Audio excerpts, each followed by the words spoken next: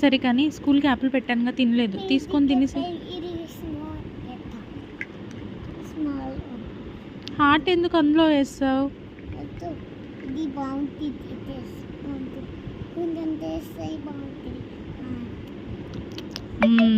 యమ్మీ.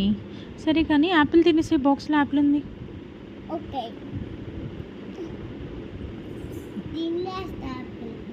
Okay. దేనిలో వేస్తావు Apple? లేదు, నో, అలా చేయొద్దు. నువ్వు జస్ట్ తినంతే.